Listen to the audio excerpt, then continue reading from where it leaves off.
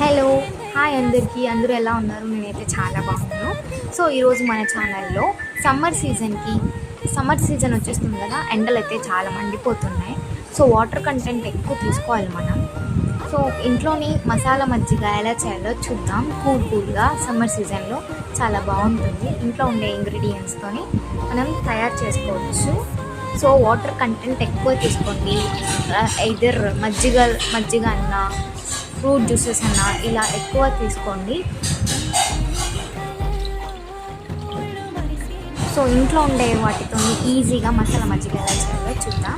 So అందుకు కావాల్సిన ingredients: పచ్చిమిర్చి, కరివేపాకు, కొత్తిమీర, పుదీనా, జీలకర్ర, అలాగే 1 ఇంచ్ అల్లం. సో నేను ఇక్కడ రోట్లో దంచుతున్నాను అనమాట. కావాలంటే మీరు మిక్సర్ జార్లో కూడా వేసుకోవచ్చు. ఫస్ట్ అల్లం, గ్రీన్ చిల్లీ, కొంచెం జీలకర్ర వేసి, కరివేపాకు కూడా వేసి బాగా దంచుకోవాలన్నమాట. అలాగే పుదీనా కూడా వేసి బాగా ఇట్లా దంచుకున్న తర్వాత మనం ఒక బౌల్ తీసుకొని అందులో పెరుగు అయితే యాడ్ చేసుకొని బాగా ఫోమ్ వచ్చేంత వరకు మనం ఇద్దరు విస్కర్తో కానీ లేకుంటే మజ్జిగ చిలకొట్టే కర్రతో కానీ మనం బాగా చిలుక్కోవాలన్నమాట మజ్జిగ. అందులో టేస్ట్కి తగినంత సాల్ట్, అలాగే కూలింగ్ వాటర్ యాడ్ చేసుకోండి. ఐస్ క్యూబ్స్ కూడా యాడ్ చేసుకోవచ్చు. నేను ఇక్కడ నార్మల్ వాటర్ యాడ్ చేస్తున్నాను.